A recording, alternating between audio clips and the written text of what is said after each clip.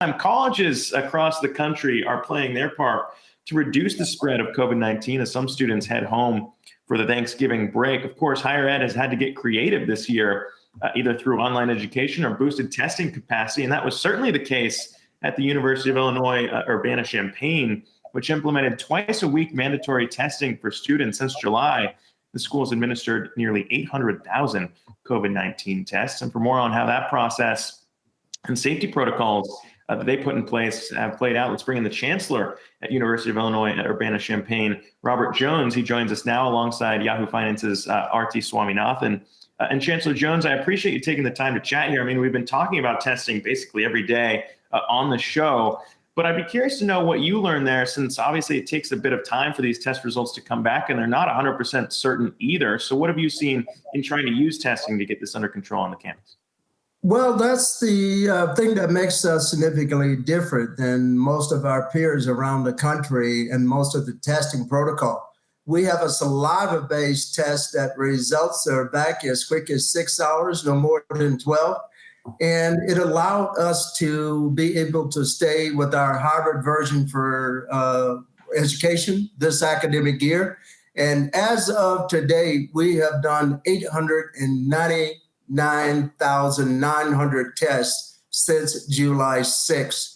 And so our rapid testing protocol, testing some segments of the population 3 times a week, and everybody else on a twice per week basis, had allowed us to do what many universities have not been able to do, because our test is fast, is so sensitive, we can capture people that are positive before they are shedding the virus and spreading it around the campus. And it's been very, very successful so far. Chancellor, it's not just the testing, it's wastewater testing. I read that you guys have a new UV bot that sort of kills a lot of viruses that's developed by engineering school. But all of this is very expensive. How did you manage to get everyone on board in terms of all the equipment that you needed to get these testing protocols in place? But, you know, I don't want to sound flippant, but we just did it. We had to do it because it was tied to my provost, Andreas Kingalaris, who was very insistent that we return to some form of hybrid education. And the only way we could do that, we couldn't depend upon the nasopharyngeal and other kinds of PCR tests that were available. So we invented our own. And it cost probably about $6 million just to stand up to take testing capability. It'll cost us another $10 million or so to expand it for the next semester.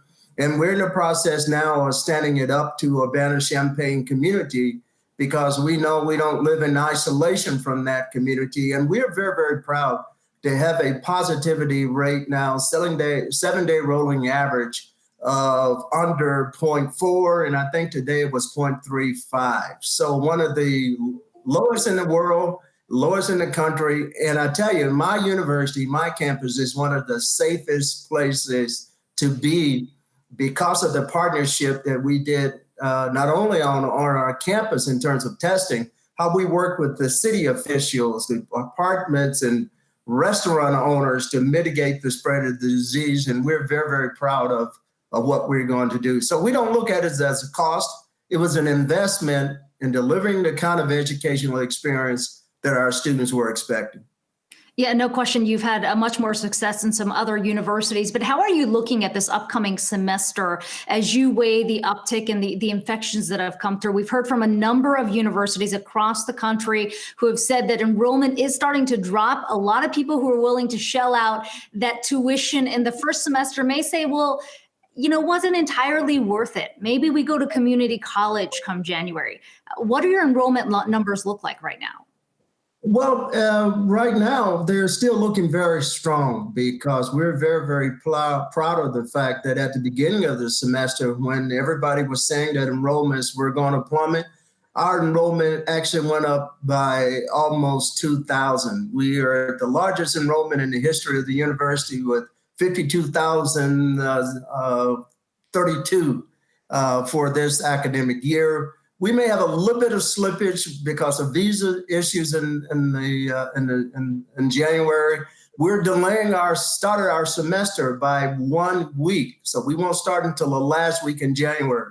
we're requiring our students to deliver 2 negative COVID-19 saliva-based tests before they start class. Otherwise, they will not be able to get into the classroom. They will not be able to start their education. And so we're telling them to stay safe over the holiday and to not return after Thanksgiving, but we expect about 60% of them that live in apartments around campus will come back, regardless of what we tell them, and we will continue to test them until they go home for the holiday break.